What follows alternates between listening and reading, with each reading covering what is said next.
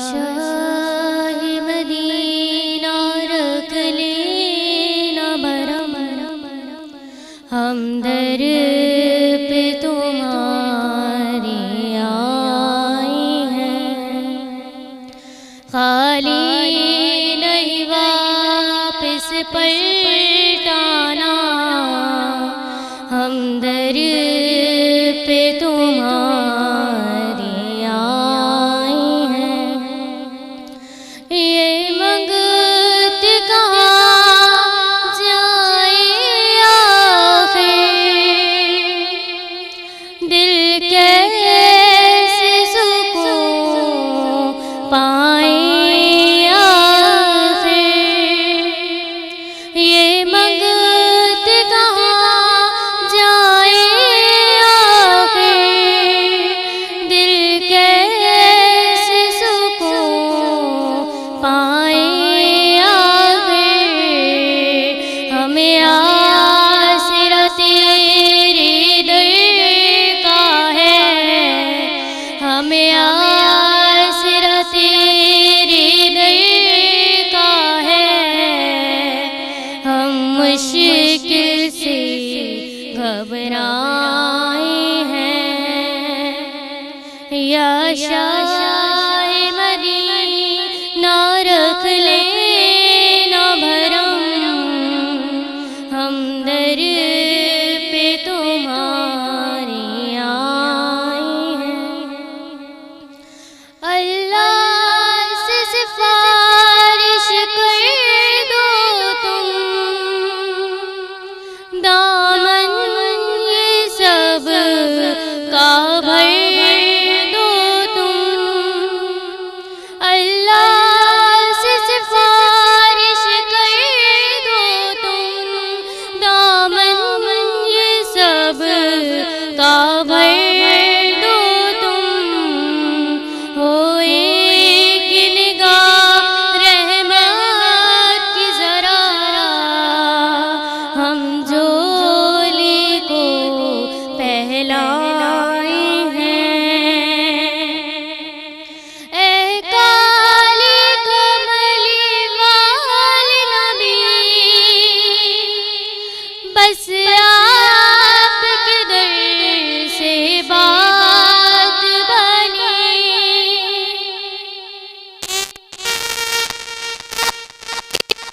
वाले नबी, बस आपके दर से बात बनी। आए तुम पढ़ लो, खामोश निगाहें तुम पढ़ लो। हम दामन को फैलाए हैं। या शाह मदीना रख लेना भरम, हम दर पे तुम्हारे आए हैं। शौहरत की दुआ है प्यारे नबी, गम मिट जाए अब सारे नबी। शौहरत की दुआ है प्यारे नबी, गम मिट जाए अब सारे नबी।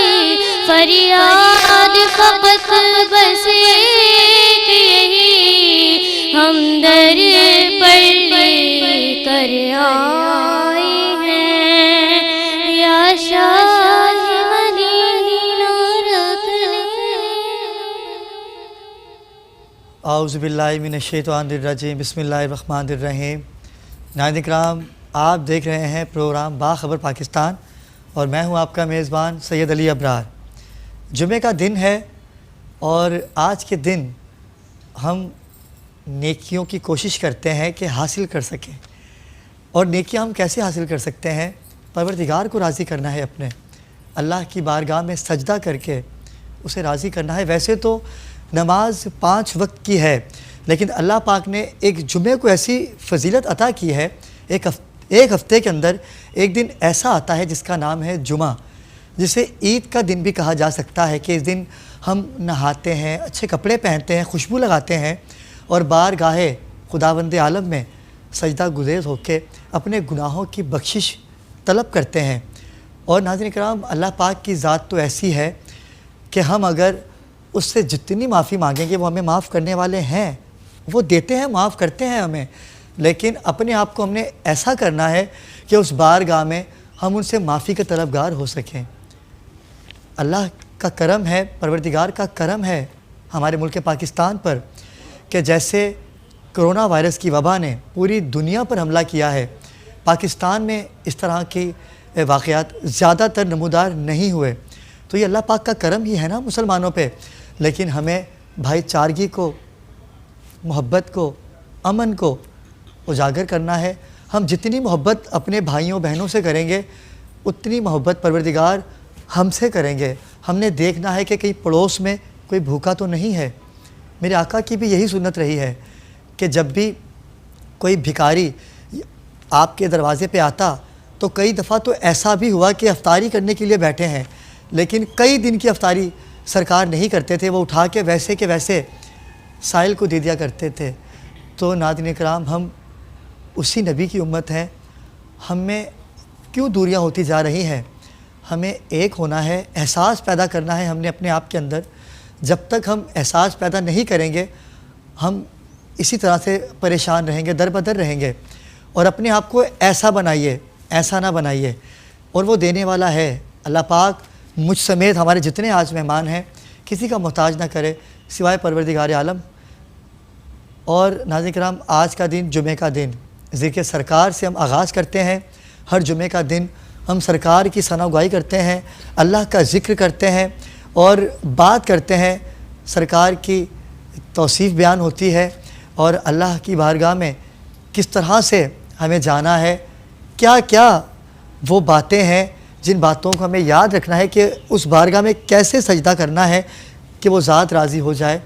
इस टॉपिक पे बात होती है, उलमा इकराम होते हैं हमारे दरमियान, मुल्क पाकिस्तान की मायनात शख्सियात होती हैं, सना ख़्वान होते हैं, पाकिस्तान के नामवर सना ख़्वान होते हैं। आज भी हमने अपने स्टूडियो में कसीर तादाद में सना ख़्वानों को मदऊ किया है। उलमा इकराम भी आज हमारे साथ होंगे। लेकिन सबसे पहले मैं शुक्रिया अदा करूँगा सैयदा नबा का। नबा, कैसी हैं आप? तबीयत ठीक है आपकी? नाज़रीन किराम, पिछले प्रोग्राम में भी नबा ने हमारे साथ पढ़ा था, लेकिन ब्रेकिंग न्यूज़ की वजह से इनकी नात हम नहीं समाप्त कर सके थे। आज उन्होंने वही कलाम पेश किया। परवरदिगार आपके नसीब अच्छे करें और इसी तरह से सरकार का ज़िक्र करती रहिए। बहुत शुक्रिया अदा करूँगा आपका। और नाज़रीन किराम, अगले जो हमारे मेहमान हैं किसी तारुफ़ के मोहताज नहीं हैं और ऑलराउंडर हैं, मतलब हर जगह आप उनको देखते हैं। सियासत पे भी बड़ी अच्छी बात करते हैं, कारोबारी पॉइंट ऑफ व्यू पे आएँ तो भी बड़ी अच्छी गुफ्तगू करते हैं, बिज़नेसमैन भी हैं और सबसे अच्छी बात है कि मज़हबी स्कॉलर भी हैं। आप जुमे के दिन नमाज भी पढ़ाते हैं, खुतबा भी पढ़ते हैं और मैं उनको आलिम कहूँ, सोशल वर्कर कहूँ तो मैं चलता हूँ उनकी जानिब। मेरी मुराद है फ़हीम अख्तर अंसारी से। फ़हीम भाई, कैसे हैं आप? अल्हम्दुलिल्लाह। तबीयत ठीक है आपकी? जुमे का दिन मसरूफ़ियात का दिन होता है और यकीनन आप जुमा पढ़ाने भी जाते हैं, तो वहाँ जुमा कितने बजे होता है फ़हीम भाई? 2:30 पे हमारी मस्जिद में जमात होती है। ठीक है, तो आज आप यहाँ पर आए, हम आपका शुक्रगुज़ार हैं कि आज जुमे का दिन आप आए हैं सरकार के ज़िक्र की बात करने, हम आपके शुक्रगुज़ार हैं। नाज़रीन किराम, इनके साथ ही बड़ी खूबसूरत आवाज़ के और ख़ूबसूरत लबो लहजे के मालिक हैं। परवरदिगार ने बड़ी इज़्ज़तों से नवाजा है और पाकिस्तान के कोने कोने पे जाके आका का ज़िक्र करते हैं। मेरी मुराद है राव मोहसिन कादरी से। कैसे हैं आप? अल्हम्दुलिल्लाह। तबीयत ठीक है आपकी? शुक्रिया अदा करूँगा कि आप यहाँ तशरीफ़ लाए।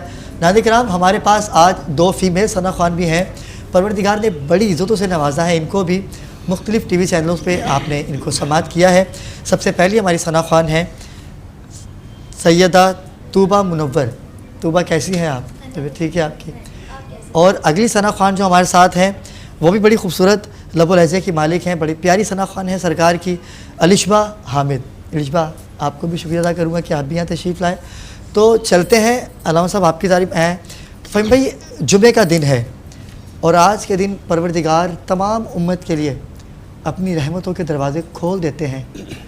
हम इतने गुनाहगार हो चुके हैं कि जब हम सजदा करते हैं बारगाहे इलाहिया में, लेकिन हम अल्लाह की बारगाह में होते तो हैं लेकिन हम नहीं होते।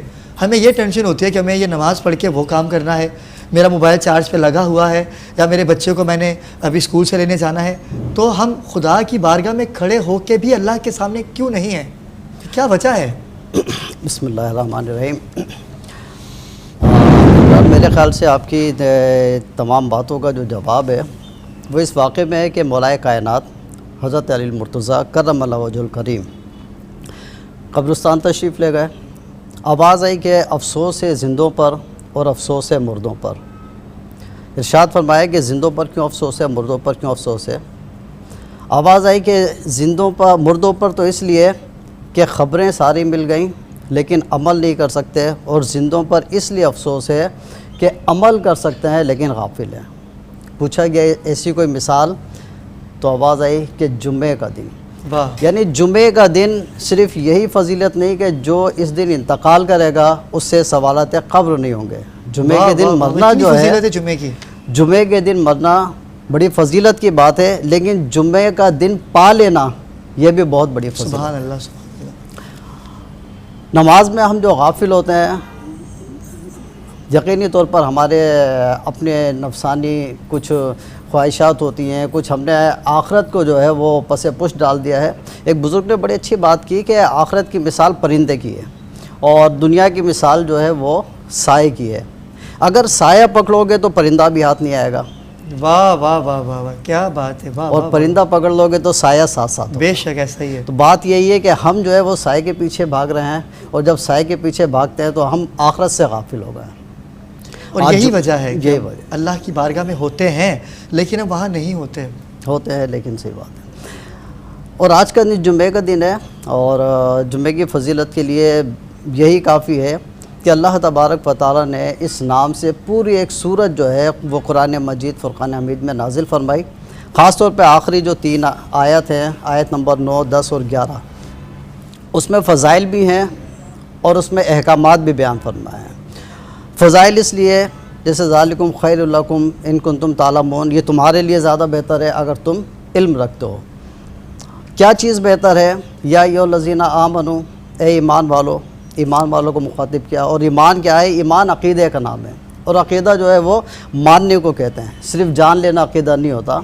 हज़रत हसन बसरी रहमतुल्लाहि ताला अलैह से किसी ने सवाल किया कि आप हज़रत बायज़ीद बस्तामी रहमतुल्लाहि ताला अलैह के बारे में क्या कहते हैं? आपने एक ठंडी सांस ली, कहने लगे कि क्या बात करते हो बायज़ीद की, वो तो ऐसे अल्लाह वाले थे कि जो उन्हें एक निगाह देख लेता वो ईमान वाला हो जाता। क्या बात है। सवाल करने वाले ने एतराज़ किया कि आप हज़रत बायज़ीद के लिए बात करते हैं। अबू जहल ने और दीगर मुनाफिकीन ने हुजूर को कई बार देखा, वो तो ईमान वाले हुए नहीं। तो हज़रत हसन बसरी जलाल में आ गए।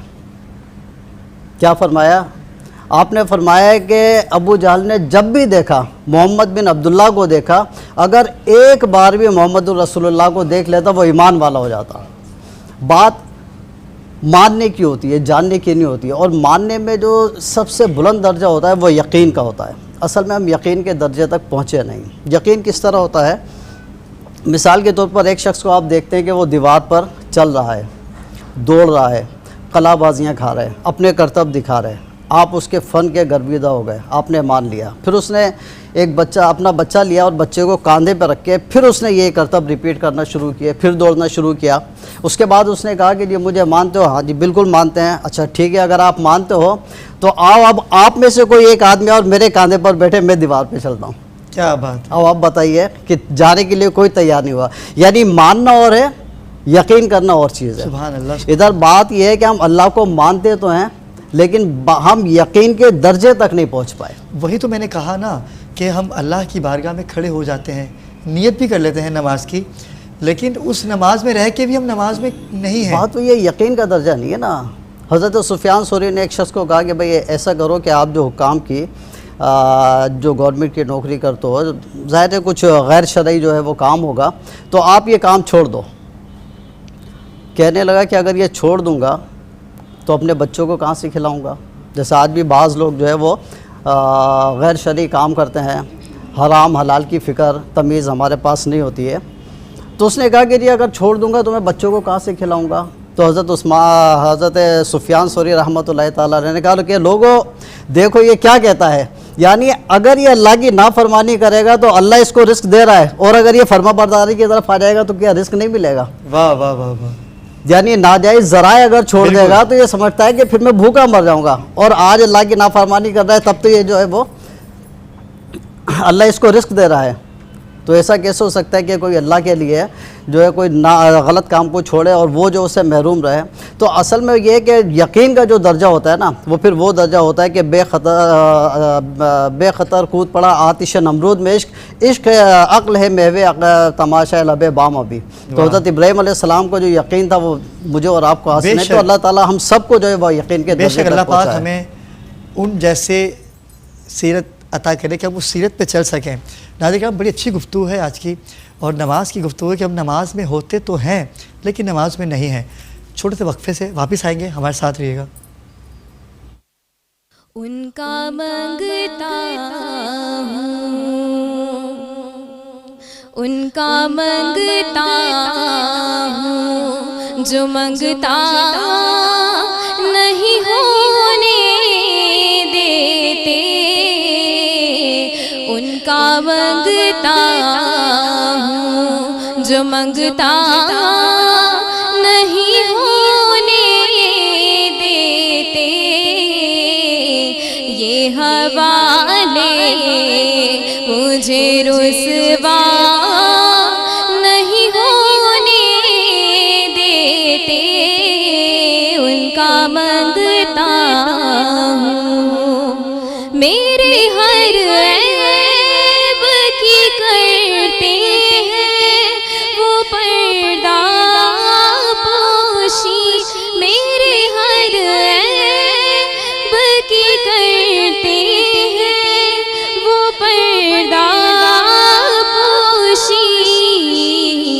मेरे जुर्मों का तमाशा नहीं होने देते।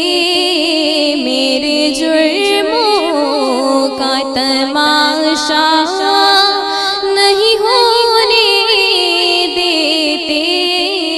उनका मंगता हूँ, जो मंगता नहीं होने देते। अपने मांगतों की वो फहरिस्त में रखते हैं मुझे। अपने मांगतों की वो फहरिस्त में रखते हैं मुझे। मुझको मोहताज किसी का नहीं होने देते। उनका मंगता हूँ, जो मंगता नहीं होने देते। ये हवाले मुझे रुसवा नहीं होने देते। माशाअल्लाह माशाअल्लाह। ये थी हमारी मेहमान सना ख़ान अलिशबा हामिद, जो बारगाह रिसालत बाब में गुलहाए क़ीदत पेश कर रही थी। और सरकार के ज़िक्र की बदौलत इज़्ज़तें मिलती हैं। और मैं तो अमूमन ये कहा करता हूँ उन वालिदैन को कि जिनकी बेटियाँ इस दौर में, दुनियावी दौर में, सरकार के ज़िक्र की जानिब गामज़न है। और परवरदिगार आपके सोज़ में बरकत अता करे, आपके वालिदैन को सदा खुश रखे, आबाद रखे कि जिन्होंने ऐसी बेटियां पैदा की जो सरकार का ज़िक्र करती हैं। और बड़े खुश नसीब होते हैं वो वालिदैन। और मेरी अम्मी भी खुश नसीब हैं कि उनका बेटा भी सरकार का सना ख़ान है। और मेरी अम्मी, क्या मैं अपनी वालदा का शुक्रगुज़ार हूँ कि उन्होंने मुझे सरकार के ज़िक्र करने के लिए अपनी गोद से ही जाम पिलाया। तो हमारे साथ दूसरे सना ख़ान हैं, ये भी बड़ी खूबसूरत आवाज़ के हामिल हैं, राव मोहसिन कादरी। मैं चाहूँगा कि आप भी बारगाह रिसालत बाब में गुलहाए क़ीदत पेश करने की सआदत हासिल कीजिए। और इनका कल मुझे मैसेज आया कि अली भाई मैं भी सना ख़ान हूँ। तो मैंने कहा भाई ये जो ज़िक्र सरकार जो प्रोग्राम है हमने रखा ही सना ख़ानों के लिए है। और मैं एक बात बताता चलूँ कि यहाँ पर हम किसी से कोई पैसा पाई नहीं लेते। कोई भी हमारे शो से आपको कॉल करता है या नाम लेता है कि 2000 दे दे, 3000 दे दें या 5000 दे दें, ऐसा कुछ नहीं है। हम किसी से कोई पैसा पाई नहीं लेते। यहाँ आप भी आ सकते हैं, आप हमसे रब्ता कीजिए, हमारी टीम से आपको ये प्लेटफॉर्म दिया जाएगा। सरकार का जिक्र कीजिए। बिस्मिल्लाह पढ़िए। अपना हस्ती पर इजारा कुछ नहीं, अपना हस्ती पर इजारा कुछ नहीं, अपना हस्ती पर इजारा कुछ नहीं, सब उन्हीं का है, हमारा कुछ नहीं, सब उन्हीं का है, हमारा कुछ नहीं, सब उन्हीं का है, हमारा कुछ नहीं। बेच दे खुद को नबी के नाम पर, बेच दे खुद को नबी के नाम पर, ऐसे सौदे में खसारा कुछ नहीं, ऐसे सौदे में खसारा कुछ नहीं, ऐसे सौदे में खसारा कुछ नहीं। और देखना हो तो मदीना, देखना देखना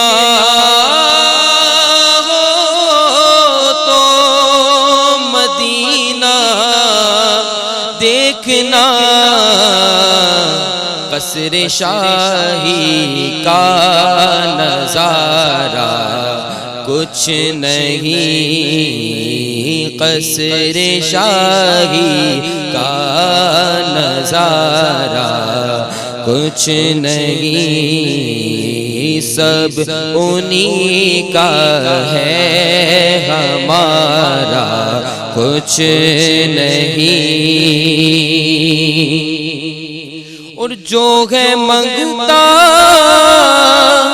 मुस्तफा की आल का,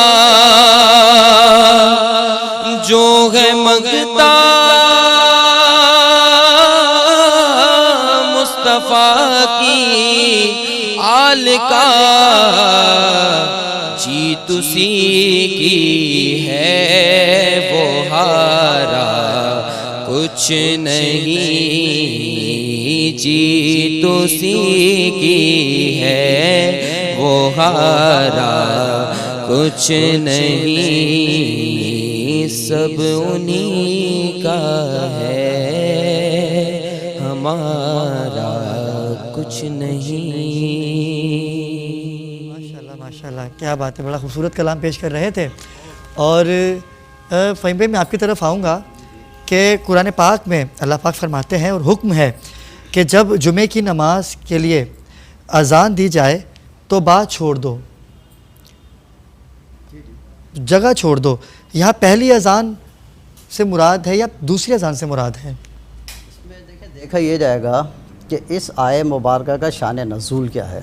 ठीक है, अल्लाह तबारक व तआला इरशाद फरमाता है सूरह मुनाफ़िक़ून, सूरह जुमा है, ये आयत नंबर 9 है, या अय्युहल्लज़ीना आमनू इज़ा नुदिया लिस्सलाति मिन यौमिल जुमअति फ़स्अऊ इला ज़िक्रिल्लाहि व ज़रुल बैअ, कि जब नमाज के लिए अज़ान दी जाए, पुकारा जाए, निदा की जाए, बुलाया जाए, तो फिर जो है वो तिजारत छोड़ दो। यहाँ बे का लफ्ज़ है कि बे कहते हैं परचेस करना, ख़रीदारी, शरा कहते हैं वो सॉरी बेचना, ठीक है, सेल करना, और शरा कहते हैं परचेस करना। तो यहाँ बेचने से रोका गया। इसकी हिकमत क्या है, इस पर हम बात करते हैं। लेकिन जो आपने सवाल किया कि पहली अज़ान मुराद है या दूसरी अज़ान से मुराद है? जिस वक्त जो है ये आय मुबारक नाजिल हुई है उस दौर में एक ही अज़ान होती थी, दो अज़ानें नहीं होती थी, और वो अज़ान पहली अज़ान थी। इजाफ़ा जो हुआ है वो दूसरी अज़ान का हुआ है। तो जब पहली अज़ान हो जाए, मुराद यही है कि जब पहली अज़ान हो जाए तो फिर जो है वो हर वो काम के जो नमाज के एहतमाम में रुकावट बने, उस काम से रोकने का हुक्म है। अब यहाँ पर लफ्ज़ जो है वो बे का है कि जनाब आप जो है वो सेल करना छोड़ दो, बेचना छोड़ दो, बे करना छोड़ दो। लेकिन अगर सिर्फ सेल की बात है तो क्या ख़रीदारी करना जायज़ हो जाएगा? हाँ, खरीदो फरोख्त की बात होती है, ऑफिस वर्क में जो खरीदो काम फरोख्त करते की बात है ना। जैसे कि बंदा जॉब पे अगर ड्यूटी निभा रहा है या कोई बिजनेसमैन है, जो कोई कारोबार, ये उनके लिए भी हुक्म है। बिल्कुल सही है, आपने सवाल ये पॉइंट उठाया। असल में कुरान जो है वो उसमें जो अंदाज़े बयान है वो इतना जामे है कि मुफस्सिरीन इसको समझ सकते हैं। यहाँ पर ख़रीदो फ़रोख्त के लिए जो पाबंदी लगाई उससे मुराद ये है कि नमाज जुमा जो है वो शहर में ही होती है, गांव में नहीं होती। और शहर वही होता है कि जहाँ बाज़ार मौजूद हो। अच्छा, जब बाज़ार मौजूद है तो फिर वहाँ ख़रीदो फ़रोख्त हो रही है, तो सेल के लिए मना किया, क्योंकि इस्लाम जो है वो किसी भी चीज़ को जब हुक्म देता है तो उसकी जो जड़ होती है, रूट जो होती है, उसको रोकता है। जब बेचना जो है मौकूफ़ हो जाएगा तो ख़रीदारी खुद ब खुद रुक जाएगी। ठीक है।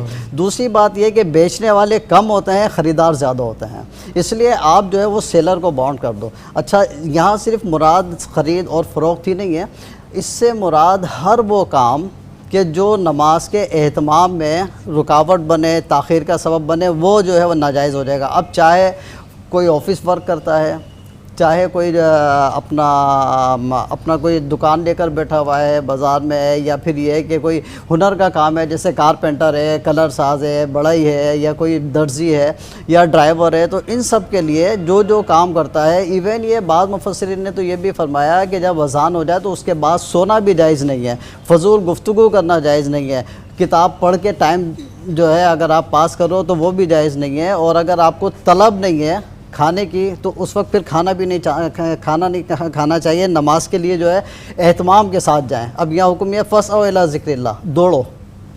दौड़ने से मुराद ये नहीं भागते हुए जाओ, दौड़ने से मुराद ही यही है कि एहतमाम करो नमाज का, और नहायत वक़ार के साथ, तमकनत के साथ नमाज के लिए जाना चाहिए। तो जब पहली अज़ान हो जाए उसके बाद हर वो काम जो नमाज में रुकावट हो वो मौकूफ़ कर देना, इसका हुक्म है, और यही जो है इससे मुराद है। बिल्कुल नाज़रीन किराम, बड़ी अच्छी गुफ्तगू हो रही है आज, और नमाज और कारोबार, बड़ी अच्छी बात आपने कही कि कारोबार का मतलब ये कि ख़रीदार, जब आप ख़रीदने वाले कम हो जाएंगे तो बेचने वाला तो खुद ही बैठा रहेगा। अल्लाह पाक की बड़ी खूबसूरत बातें हैं जो कुरान मजीद फ़ुरक़ान हमीद में हैं, हमने उसको घर पे महदूद कर दिया है। अगर हम उसे खोलेंगे तो उस कुरान में हर बीमारी का इलाज भी है। चलते हैं नाज़रीन किराम, एक छोटा सा वक्फ़ा लेते हैं, वक्फ़े से आएँगे और मज़ीद गुफ्तगू का आगाज़ करेंगे। हमारे साथ रहिएगा। सब्ज़ गुंबद वाले मंजूर दुआ करना,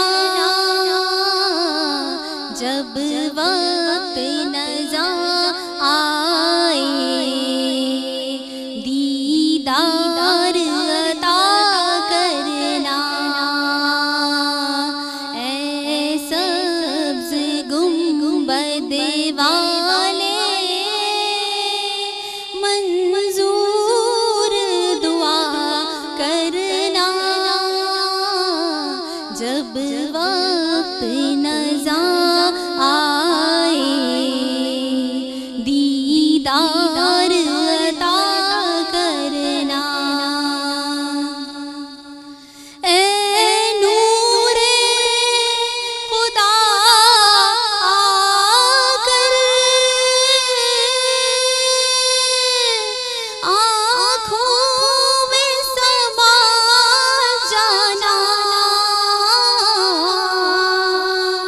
या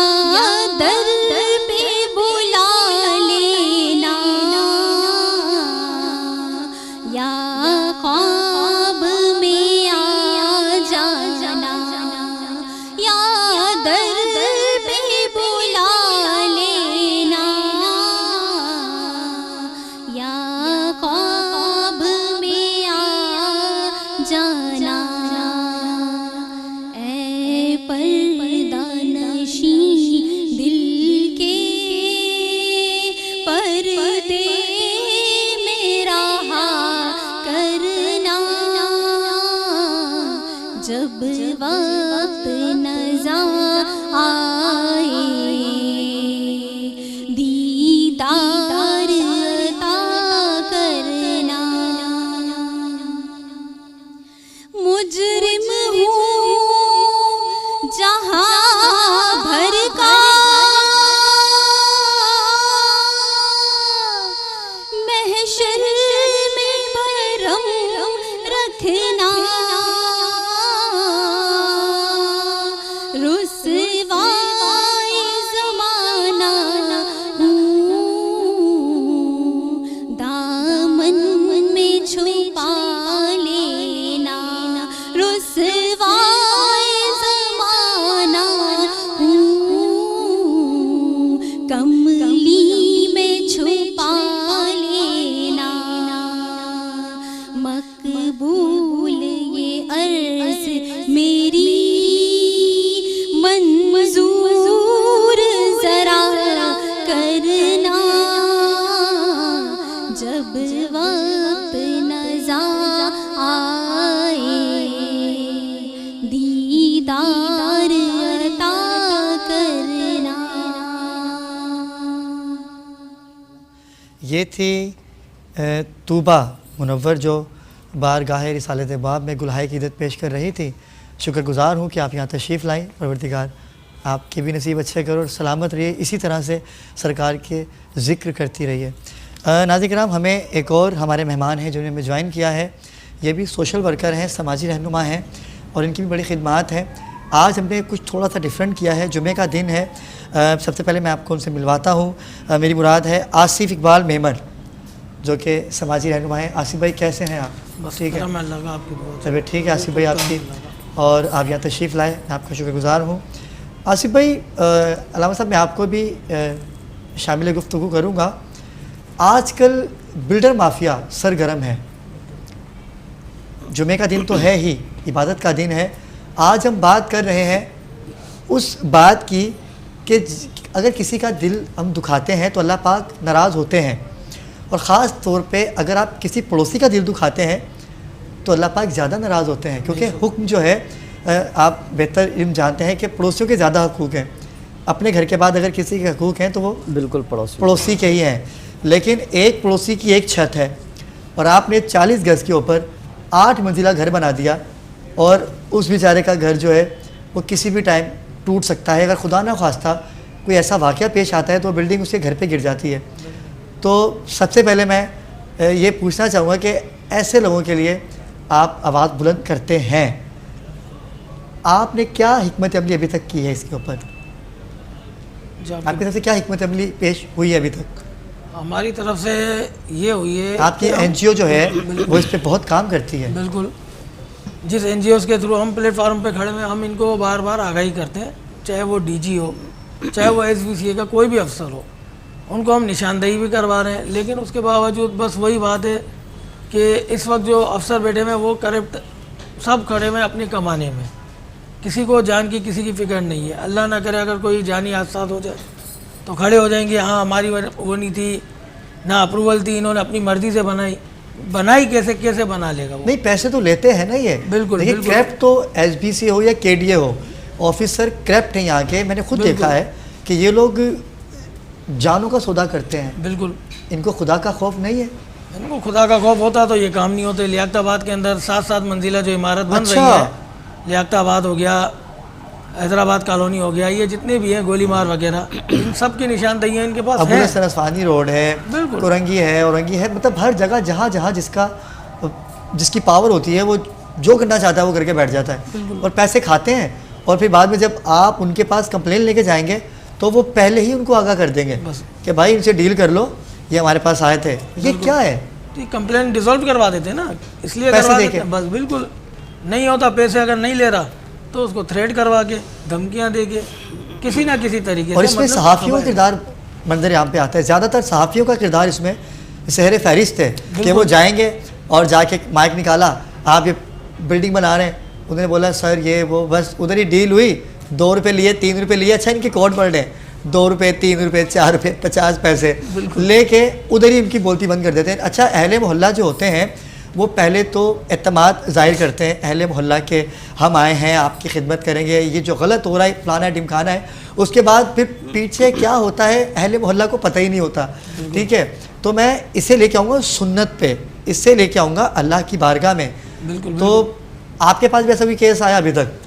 मेरे पास इस वक्त जो केस आया हुआ है जमशेद टाउन 1 का है, जिसके लिए मैं खुद गया था पर्सनली तौर पे डिप्टी बिल्डर्स के डायरेक्टर के पास, SBC है डिप्टी डायरेक्टर के पास। तो भाई क्या ये नाम है काम उनका? अगर अली असद, अच्छा, जिन्होंने उसकी अप्रूवल दी है। जी, मैंने कहा अगर आप इसको नहीं तोड़ सकते या नहीं रोक सकते आप क्लियर करें। उन्होंने ये करा कि सामने कॉल करके बता दिया भाई ये शख्स आया इस तरीके से हमें वार्न कर रहा है। बस सामने से हमें किसी की कॉल आती है कि भाई इंसान बन जाओ या कुछ भी, धमकी भी आती होगी। धमकियाँ आती हैं, बिल्कुल वाज़ेह है। क्यों कि जमशेद रोड के अंदर जब तक ये डिप्टी डायरेक्टर बैठा हुआ है अली असद, कोई एक्शन वहाँ नज़र नहीं आता। जब तक इतना पावरफुल होकर बैठा हुआ है, आज तक इतना टाइम हो गया, जितने ट्रांसफ़र होने थे हो गए, लेकिन इस बंदे की सीट अपनी जगह से बिल्कुल इंशाल्लाह हम चाहेंगे बाखबर पाकिस्तान के प्लेटफॉर्म पे इनको मदऊ करना चाहेंगे और इनसे रब्ता करेंगे और कोशिश करेंगे कि उनका भी मौक़िफ़ जाना जाए कि वो ऐसा क्यों करते हैं। देखिए फ़हीम भाई कितनी अच्छी बात है उन्होंने कही, मैं आपकी तरफ आऊँगा।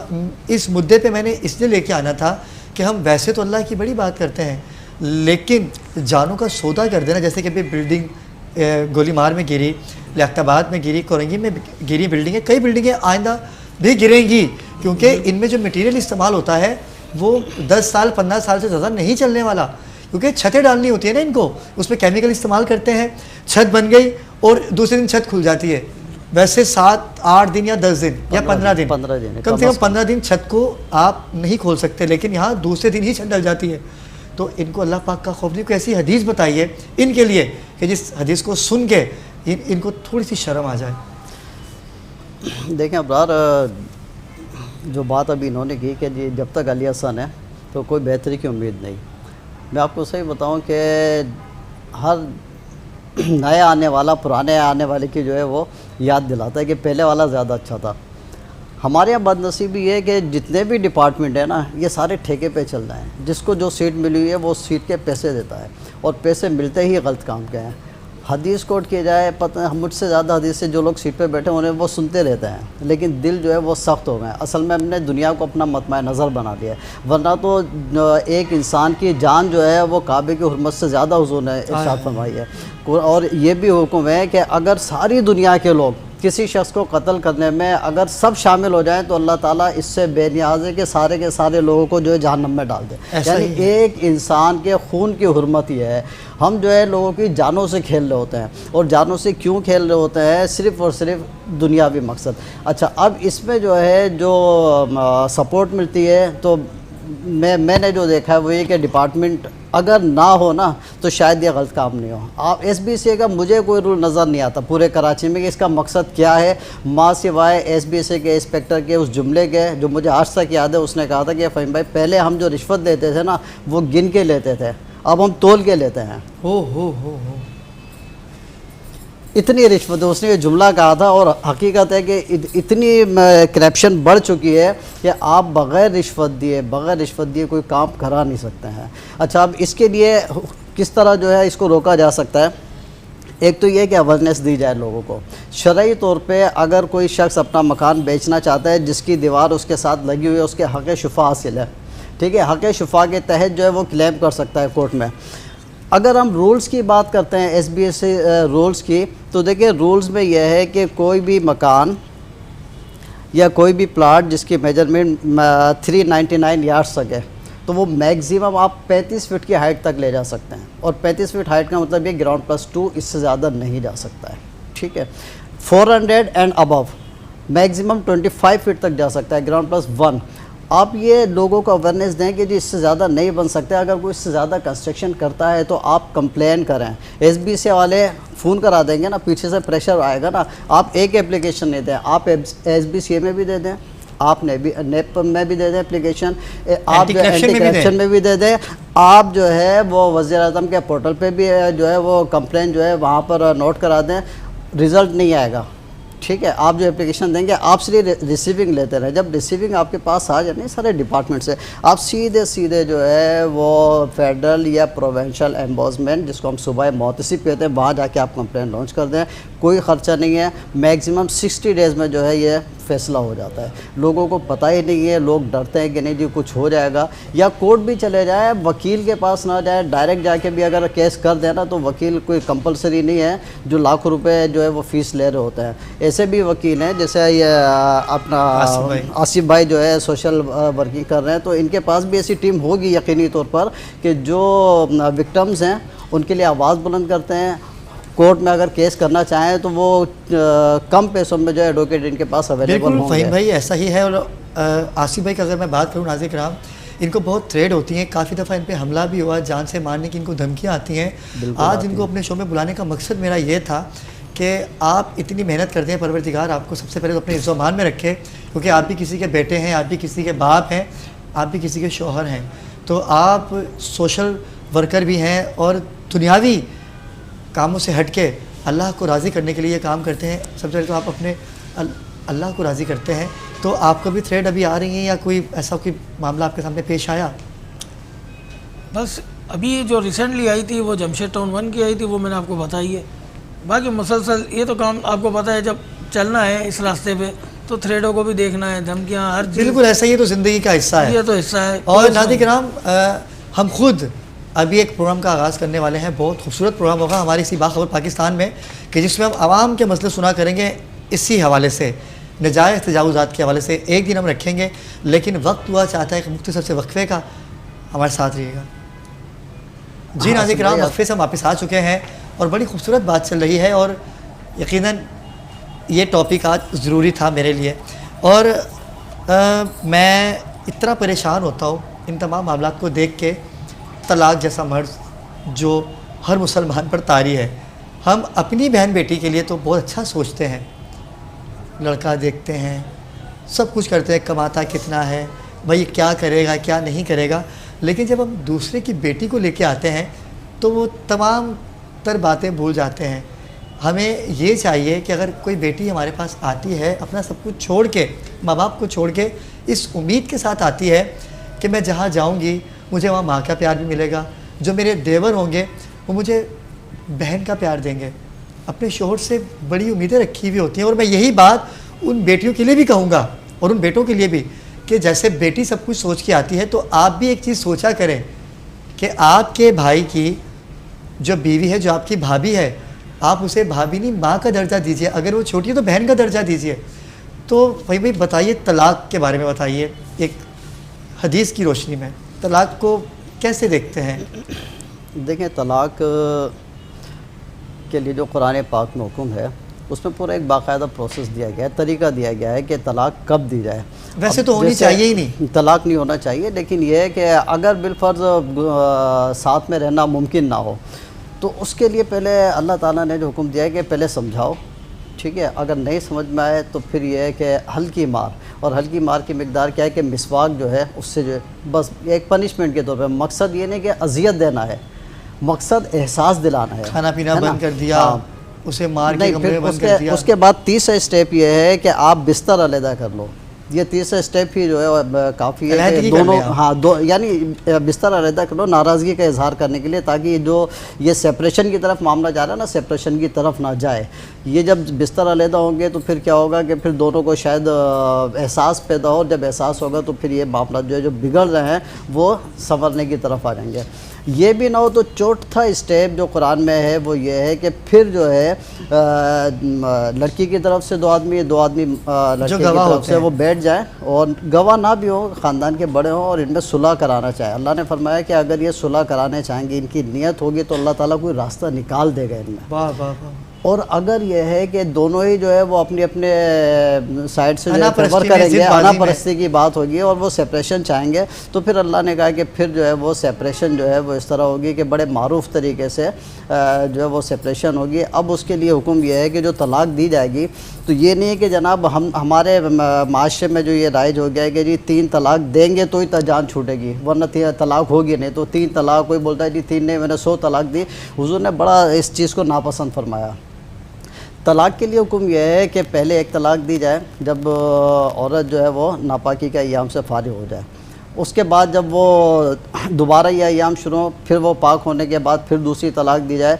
अगर एक तलाक़ दे के छोड़ दिया जाए और इद्दत का पीरियड जो है वो डिफरेंट होता है, हर औरत के लिए डिफरेंट होता है। मैक्सिमम 3 मंथ्स होता है, ठीक है। मिनिमम की जो लिमिट होती है वो तकरीबन 39 डेज़ होती है, वो एक अलहदा चैप्टर है, ठीक है।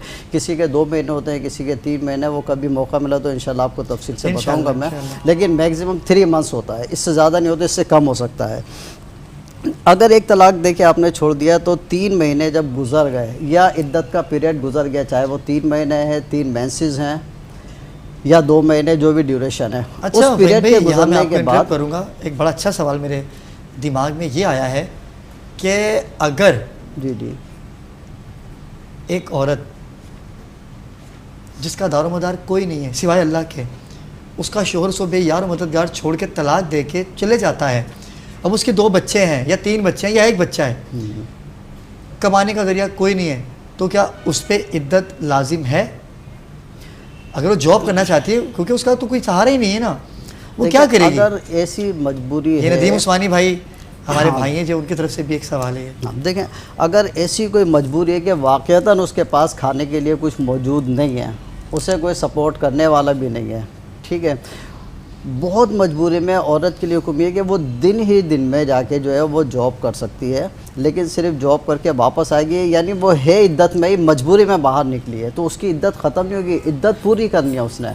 अगर तलाक़ की इद्दत है तो वही मैक्सिमम 90 डेज़ की है, इद्दत पूरी करनी है।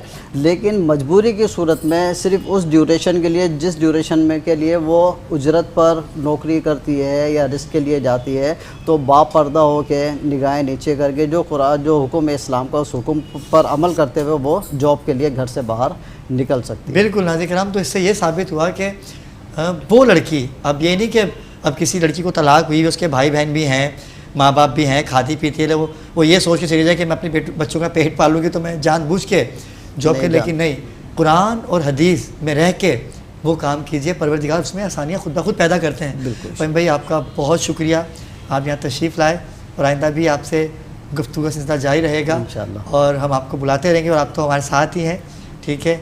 और आसिफ भाई, आप डटे रहिए, हिम्मत नहीं हारिएगा, प्रोग्राम बाखबर आपकी पूरी सपोर्ट करेगा।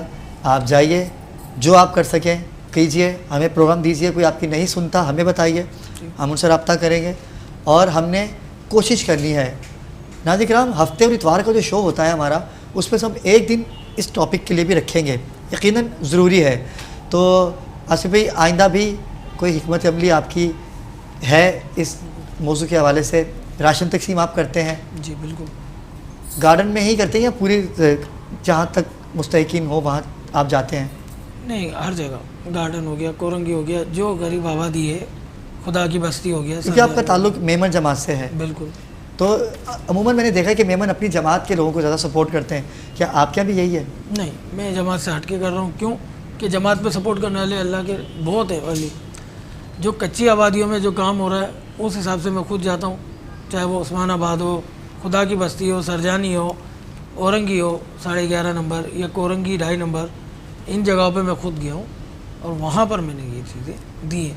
अल्लाह पाक आपको हिम्मत दे आसिफ भाई, और आप इसी तरह से काम करते रहिए।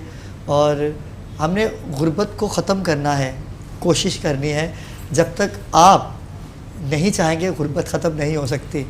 आप अपनी शादियों में तो 50-50 लाख लगा देते हो, कभी आपने ये सोचा है कि कई बेटियां ऐसी बैठी हुई हैं कि जिनके पास ख़ुद के खाने के लिए पैसे नहीं हैं, तो वो शादी के खाने को कैसे देखेंगे?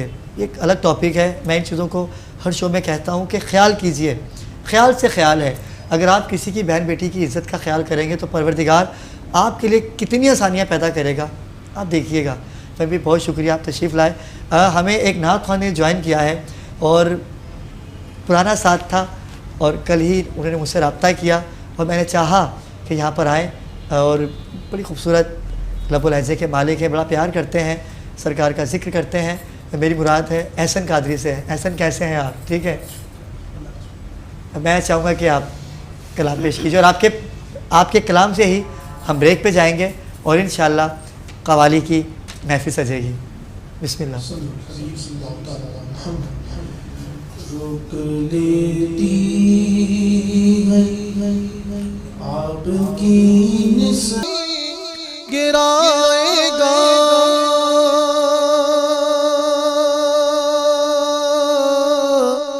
हर सहारा गले लगाएगा।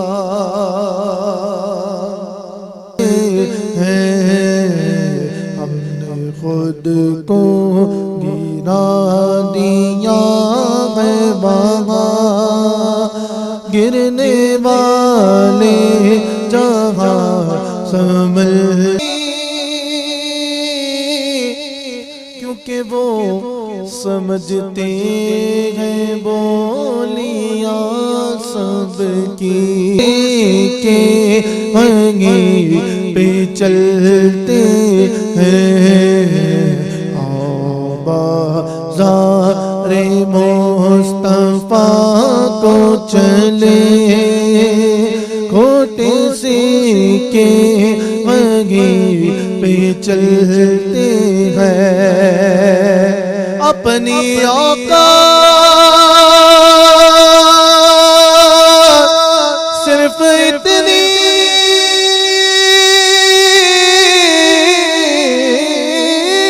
है कि बात कुछ नहीं, सिर्फ इतनी है।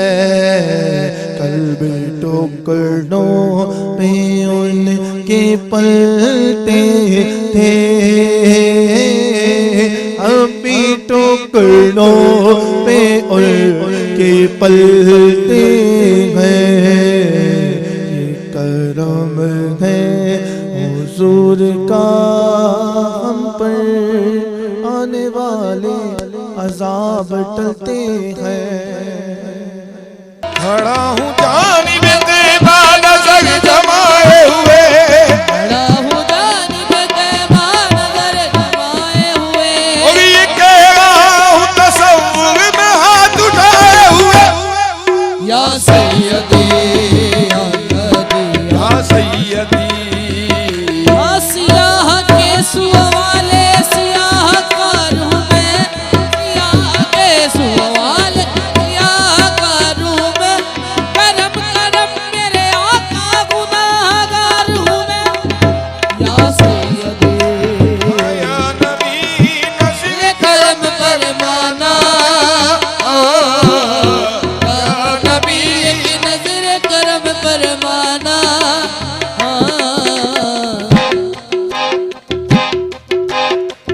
हसनैन के दाना, हसनैन के दाना, हसनैन के दाना, ओए हसनैन के दाना,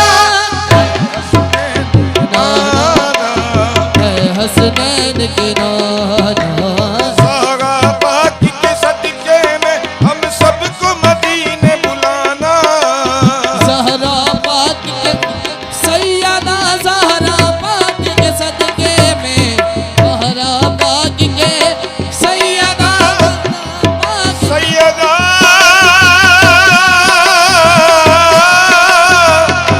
ओ सैयदा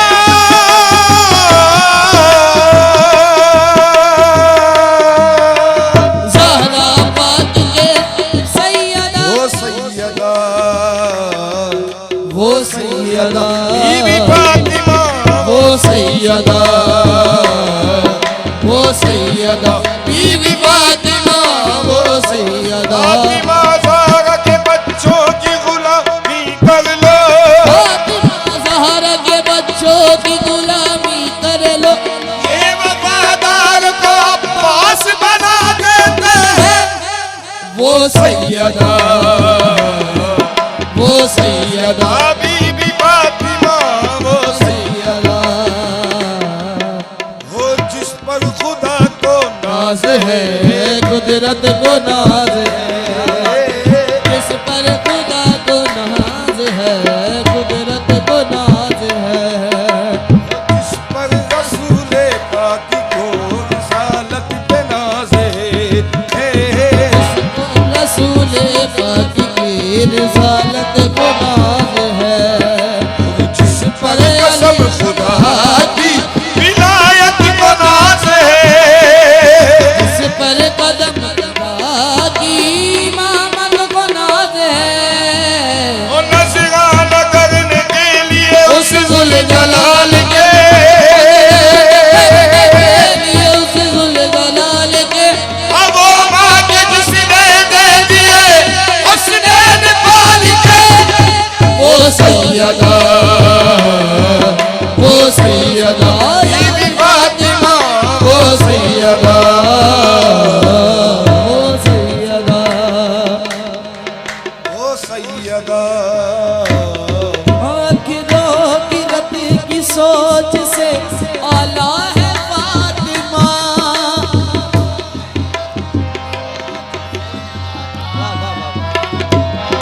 ओ बेटी नबी के घर में तो पाला है फातिमा। अब लोगों ने दीन मान लिया है हुसैन को। लोगों ने दीन मान लिया है हुसैन को। आहत है कि तूने बीवी को पाला है फातिमा। ओ सैयदा और सारा बाकी के सदके में हम सबको मदीने बुलाना। सदके में हकीकत बात है कि सरकार दो आलम सल्लल्लाहु अलैहि वसल्लम आका इनामदार को जब हम वास्ता देते हैं हजरत इमाम हसन का, हजरत इमाम हुसैन का और बीबी फातिमा ज़हरा का, तो वो ज़रूर मदीने बुलाते हैं। ये हकीकत है, क्योंकि वास्ता देके कुछ भी मांगो मिल जाता है। ये मेरा ईमान है, तो जाऊंगा सारा बाकी के सदके में हम सबको मदीने बुलाना। सारा बाकी के सदके में हम सबको मदीने बुलाना। मौला हुसैन के नाना, हुसैन के नाना, हुसैन के नाना, ओ हुसैन के नाना, मौला हुसैन के नाना। हो दूध पीते अली असगर का उतारा दे दो। पीते अली असगर को उतारा दे दो। कमली वाले मेरी कश्ती को किनारा दे दो। ए हसनैन के नाना, ए हसनैन के नाना। माशाल्लाह नाज़रीन किराम, ब्रेक से वापस आ चुके हैं और इतना खूबसूरत माहौल आपने बना दिया है कि दिल ही नहीं चाह रहा था कि आगे बढ़ा जाए, क्योंकि ये कवाली नाज़रीन किराम महफिल समा की रौनक होती है कवाली। और कवाली जब ये पढ़ते हैं कवाल हजरात तो समा बांध देते हैं, इसीलिए समा कहा जाता है। और जुमे के दिन आपको पता है कि हम अपने इस सेगमेंट में ज़िक्र सरकार में हर जुमे को कोई ना कोई कवाल हमारे दरमियान होते हैं।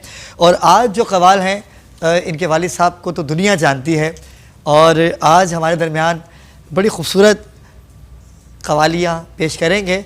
मेरी मुराद है शामिर मंजूर वारसी कवाल व हमनवा। अस्सलाम वालेकुम सर, आज आपने माहौल बना दिया, और वालिद साहब तो आपके माहौल बनाते ही हैं, लेकिन आज आपके अंदर वो नज़र आए। बचपन से ही शौक़ है आपको कवाली का, या वालिद साहब के साथ मिलके कभी ऐसा होता है, कभी वालिद साहब डांटते भी हैं कि आप गलत सुर लगा रहे हैं? वो हमें मारते भी हैं, डांटते भी हैं, और जब ऐसा होता है कि हम लोग कुछ गलत पढ़ रहे होते हैं तो सिखाते हैं वो पहले तो हमें। तो सिखाने में जो उस्ताद का तो किरदार यही होता है, उस्ताद जब आदमी को सिखाता है तो इसी तरह सिखाता है।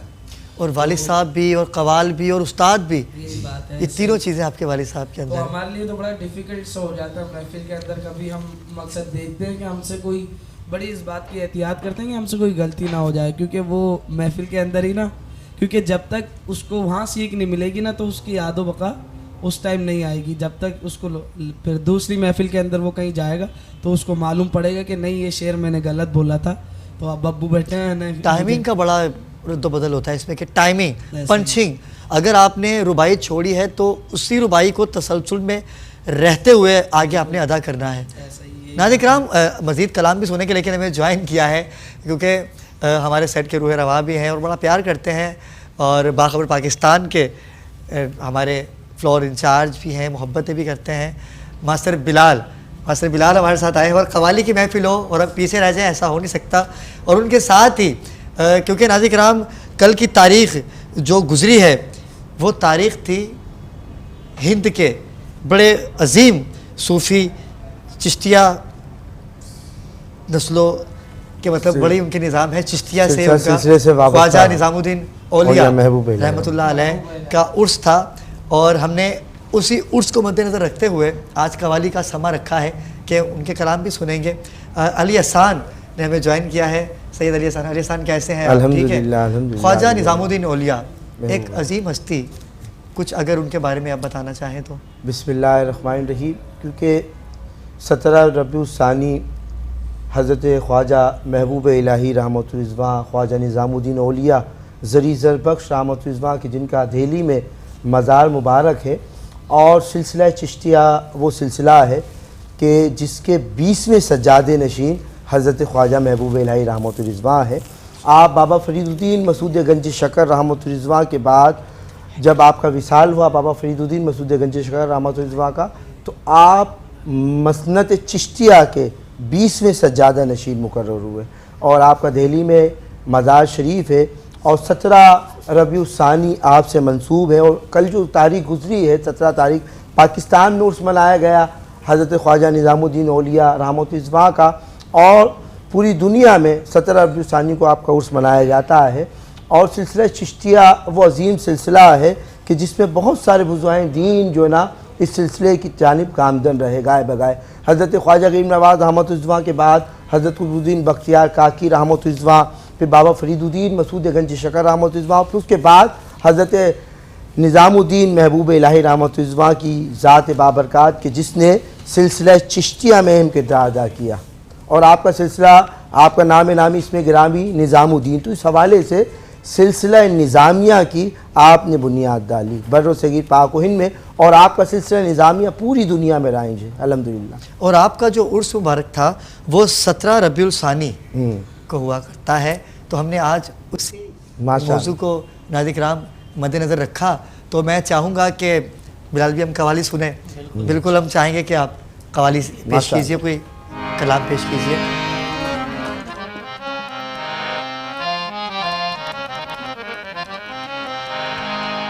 मौला कायनात मौला मुश्किल कुशा की शान में एक कलाम पेश कर रहा हूँ।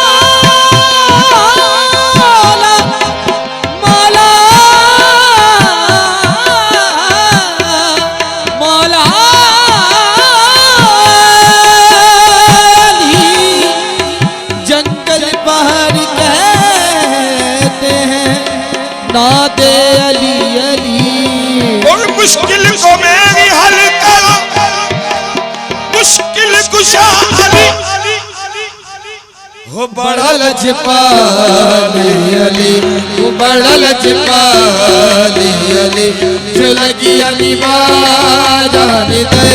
बड़ा लजपाली अली, जो लगी अली जान दे।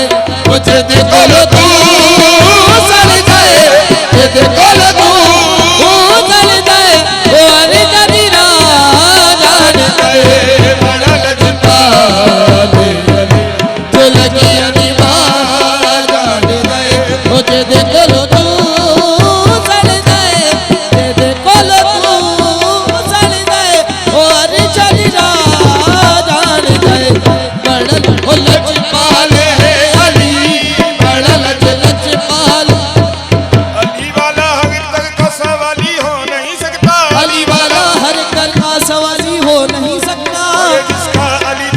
बेशक हो नहीं सकता। हमारे जिसका अली दामन वो खाली हो नहीं सकता। वो हिंदू हो या मुस्लिम हो, वो शिया हो या सुन्नी हो, हिंदू हो या मुस्लिम हो, वो जिया हो या सुन्नी हो, अली को जो भी न माने हलाली हो नहीं सकता। बेशक बड़ा लजपाल है अली, बड़ा लजपाल है अली।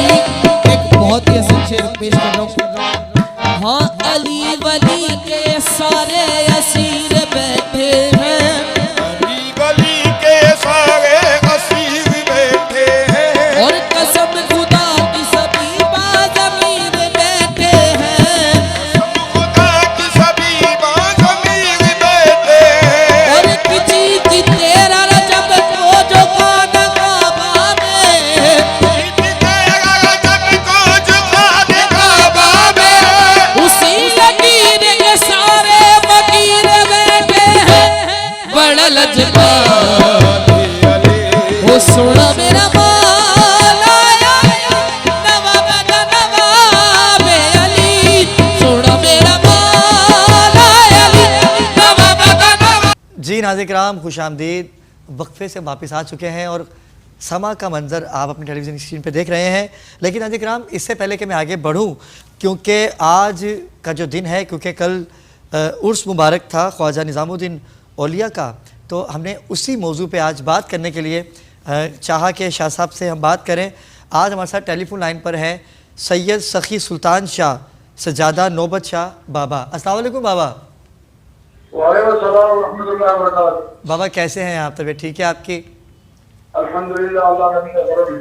बाबा आज का दिन ख्वाजा निज़ामुद्दीन औलिया के हवाले से हमने अपने प्रोग्राम में कवाली का अहतमाम किया, सना ख्वानी का अहतमाम किया, तो मैं जानना चाहूँगा कि आपकी क्या मोहब्बतें हैं, आपकी क्या कैसे देखते हैं ख्वाजा निज़ामुद्दीन औलिया की उस काविश को, उस मेहनत को कि कई हज़ार मुसलमान किए आपने? माशाअल्लाह, बहुत सवाल तो बहुत ही, इसका तो जवाब क्या कोई मुसलमान देगा। सबसे पहली बात तो मैं ये कहूँगा कि अल्लाह रब्बुल आलमीन ने हमको सही बहुत बनाया है। बेशक बेशक। कि जो खुदा का जो माल इस तरीके से उन्होंने खुदा की मखलूक में जो तकसीम किया, इसकी निज़ामुद्दीन औलिया महबूब इलाही की कोई मिसाल नहीं मिलती। बेशक नहीं है। और अपनी पूरी जिंदगी निज़ामुद्दीन औलिया महबूब इलाही ने जो तबलीग इस्लाम के लिए जो गुजारी है, इसकी कोई मिसाल नहीं। बेशक बेशक। बहुत मोहब्बत वाली सरकार, इल्मी सरकार, और माशाल्लाह जो उन्होंने जो दीन का जो दस्त, मोहब्बत का दस्त, अहले बैत का जो दस्त जो माशाल्लाह निज़ामुद्दीन औलिया से मिलता है, ये सिलसिला चिश्त के बहुत बड़े चश्मो चिराग है। बेशक आपका मौक़िफ़ हमने जाना। शाह साहब बहुत शुक्रिया, आपने हमें वक्त दिया। और नाज़रीन किराम, प्रोग्राम को आगे बढ़ाते हैं, क्योंकि हमने चाहा कि हमें किसी सूफ़ी का ज़िक्र अगर करना है तो किसी बाबा या किसी ऐसी शख्सियत का ज़िक्र भी आज होना चाहिए। कि आज हमें शाह साहब ने हमें कॉल की और हमने इनको बीपर पे लेके उनसे मौक़िफ़ जाना कि ख्वाजा निज़ामुद्दीन औलिया के बारे में उन्होंने बड़ी खूबसूरत बातें कहीं कि वाकई उनकी जो मेहनत, उनकी जो काविशें रही हैं, वो रहती दुनिया तक याद रहेंगी। तो मैं चलूँगा आपकी जानिब। अब कौन सा कलाम पेश करेंगे आप? हम ख्वाजा निज़ामुद्दीन औलिया का कलाम माशाअल्लाह। पेश करेंगे कि उनके महफिल रखी गई है।